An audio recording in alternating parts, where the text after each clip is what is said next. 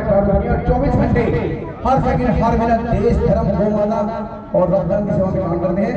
1.5 मुकदमे अब तक लग चुके हैं, 10 बार जेल जा चुका हूँ, 20 बार गोली चल चुकी है मेरे पर, 100 से ज्यादा बार कातिल कसाई और अत्याचारी देशद्रोही गोलियां चला चुके हैं, जान से मारने का प्रयास करके गाड़ियों पर पलट चुके हैं। लेकिन हम सबके सनातन धर्म में विश्वास करते हैं कि हमें बताया गया है धर्म रक्षति रक्षते, जो व्यक्ति धर्म के मार्ग में चलता है धर्म उसकी रक्षा करता है।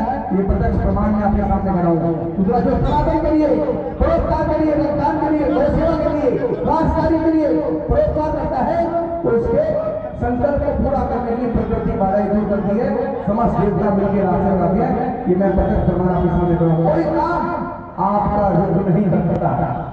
लाखों रुपए का खर्च हम हर महीने करते हैं। एक पूरी मान घोषणा का संचालन करता हूँ। लव जिहाद का फंसी 5,000 से ज्यादा हिंदू बहन बेटियों का हम अपने स्तर पर संरक्षण करके बचा रहे हैं। दिल्ली, केरल, मुंबई, हैदराबाद के मंदिरों के अंदर भी हिंदू बहन बेटियों जो लोग जाते हैं उनको बचा के लाने में संघर्ष करके काम किया, नमाज पढ़ के और मुल्ला के नमाज पढ़ के उनको निकाल रहे हैं। 200 से ज्यादा ऐसी बहन बेटियां जिन्हें जान से मारने का प्रयास किया, उन्हें बचा के वापसी अपने घर में रखने का काम किया।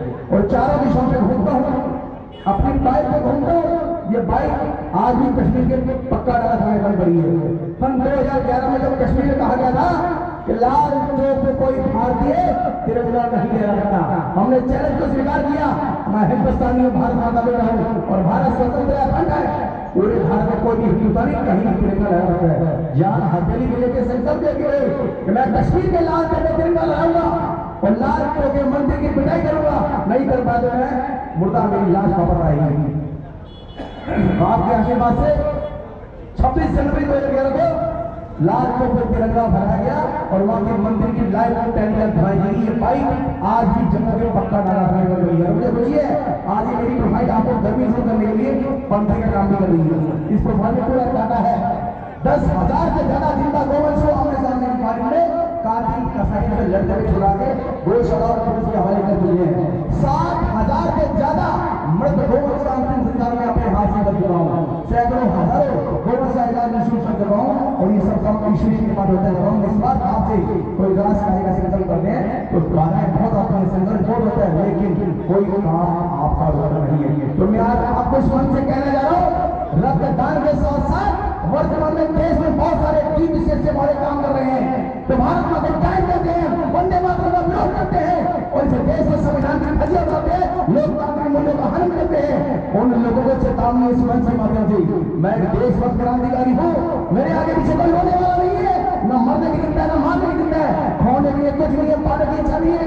इसलिए उन्हें चेतावनी देता हूँ कि मेरी भारत माता को गाली दोगे, वंदे मातरम का विरोध करोगे, गौ माता की हत्या करोगे, सनातन का अपमान करोगे तो आपको घर में घुस के मारेंगे, घर से निकाल के मारेंगे, इस घर में घुसेंगे उसी पताल से निकाल के मारेंगे। और कहना चाहूंगा कि भून कर रख देंगे। गद्दारी जो तुम करोगे, हिंदुस्तानी से हटकर पाँव जो तुम धरोगे, अरे अब जो छिड़ी चट तो बरसेगा सावन खून का, नामो निशाना छोड़ेंगे एक भी देशद्रोही गद्दारे पाकिस्तान के समर्थक मुल्ला मसूद का। अरे हदे कम हंसी से गुजर क्यों नहीं जाते, जीना नहीं आता तो मर क्यों नहीं जाते।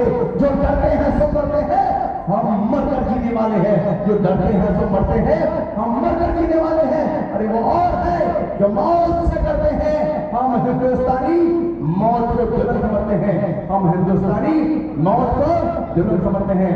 फौजी है जिंदगी मेरी वर्दी ही कफन होगी, फौजी है जिंदगी मेरी वर्दी ही कफन होगी।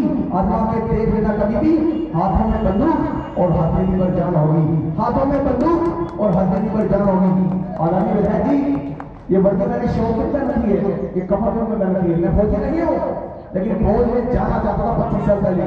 मेरे माता पिता ने कि मैं फौज में ना जाता हूँ।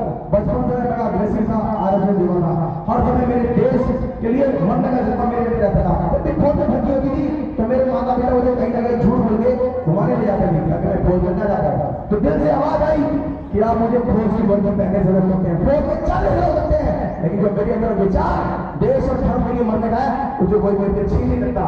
तो आज से 25 साल पहले इस वर्दी को मैंने कफन समझ में आ लिया है। 24 घंटे हर सेकंड मेरे साथ आती है और मेरी लाश के साथ मेरे मरने के बाद देखे तो देश के लिए जीना चाहते हैं, देश के लिए मरना चाहते हैं, उन लोगों को मैं कहना चाहूंगा देश वर्तमान डीप स्टेट के मोड़ों से घिरा हुआ है।